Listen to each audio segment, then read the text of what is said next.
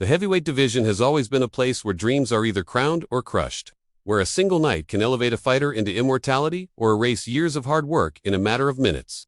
In the late 1980s and early 1990s, there was one man who turned that truth into a recurring nightmare. His name alone carried dread. His footsteps toward the ring felt like a death march for anyone standing across from him. Mike Tyson didn't just beat opponents. He ended them. Careers, legacies, futures, all reduced to footnotes by the most terrifying force boxing had ever seen. For many fighters, the path to greatness seemed clear. They had talent, undefeated records, championship belts, and the confidence that comes from conquering everyone put in front of them. They were champions, kings in their own right, until the moment their destiny intersected with Iron Mike. That intersection rarely lasted long. Michael Spinks was one of the most accomplished fighters of his generation before he ever shared a ring with Tyson, an undisputed light heavyweight champion, a lineal heavyweight champion, and a man who had gone 30 fights without defeat. Spinks appeared destined for the pantheon of boxing's all-time greats. He had beaten legends. He had proven himself on the biggest stages. When the fight with Tyson was announced, it felt like a coronation bout, a chance for Spinks to cement his name forever. Even Muhammad Ali sat ringside, watching history prepare to unfold. But when the bell rang, history took a brutal detour. Spinks didn't look like a champion. He didn't look like a legend. He looked like a man who had wandered into something far beyond his control. Tyson stalked him with cold, merciless intent, walking through Spinks' jab as if it didn't exist. 90 seconds. That's all it took. A crushing right hand sent Spinks to the canvas. And when Tyson finished him moments later, it wasn't just a knockout. It was an ending. Spinks never fought again. His titles vanished, his aura shattered, and a career that once promised immortality ended in silence. Mike Tyson hadn't just beaten him, he had erased him. Others believed they would be different. Buster Douglas once shocked the world by beating Tyson, but many before him had that same belief and paid dearly for it. Rising contenders entered the ring with confidence bordering on arrogance, convinced that their youth, speed, or strategy would succeed where others had failed. They learned quickly that Tyson didn't care about plans. Buster Mathis Jr. was one such fighter. Undefeated, talented, and widely viewed as a future star, he stormed into the heavyweight picture with swagger and momentum. When he faced Tyson, the fight mattered deeply for both men. For Mathis, it was a chance to prove he belonged among the elite. For Tyson, it was a step toward reclaiming what he believed was rightfully his. Early on, Mathis showed grit, even backing Tyson to the ropes and surviving exchanges that would have flattened lesser men. For a brief moment, it looked like he might withstand the storm.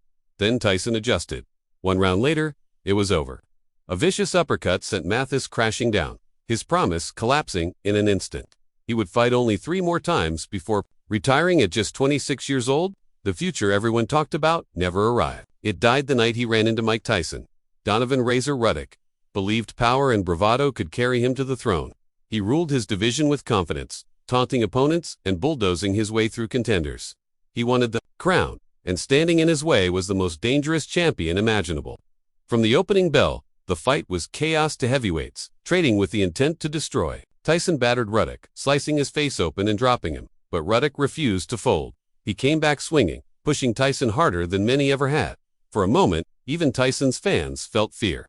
But when doubt crept in, Tyson responded, the way he always did, with violence. A sudden, devastating combination ended the fight, the referee stepping in as Ruddock crumbled. Though Ruddock continued fighting afterward, he never reclaimed his dominance. The aura was gone. Tyson had taken it.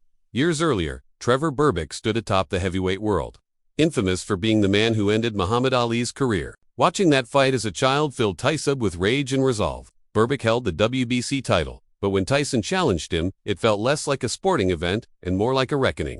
From the first punch, Tyson attacked with fury, battering Berbick until his legs betrayed him. The final knockdown was almost surreal. Berbick trying to stand, collapsing again, his body refusing to obey his will. Tyson became the youngest heavyweight champion in history that night.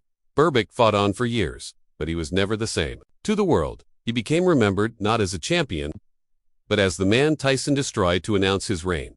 Tony Tucker thought size and reach would protect him. Undefeated and confident, he even mocked Tyson early in their fight, landing clean shots that made the crowd gasp. For a brief stretch, it seemed like Tucker might expose a weakness no one else had. But Tyson studied, adapted, and closed the distance. Round by round, Tucker's confidence melted. Tyson broke him down systematically, until the final bell sealed a unanimous decision that felt just as devastating as a knockout. Tucker never recovered mentally or professionally. His life spiraled, and his legacy became another cautionary tale. Perhaps the most heartbreaking story belonged to Marvis Frazier, son of the legendary Joe Frazier. Carrying his father's name and expectations, Marvis showed genuine talent and promise. He was supposed to be the next great star. Instead, he was matched with Tyson far too early. The fight lasted seconds. One combination, one collapse. The referee didn't even hesitate. That knockout haunted Frazier, and within 2 years, his career was over. A future that once glowed with potential was buried in a single brutal moment. This is why Mike Tyson wasn't just feared. He was He didn't simply win fights, he altered lives. Fighters entered the ring believing in themselves and left questioning everything. Some never returned. Others did, but as shadows of who they once were. Tyson's power didn't just knock people out, it stripped them of confidence, of identity, of the belief that carried them to the top. When people call Mike Tyson the most terrifying boxer of all time, it isn't hyperbole, it's history.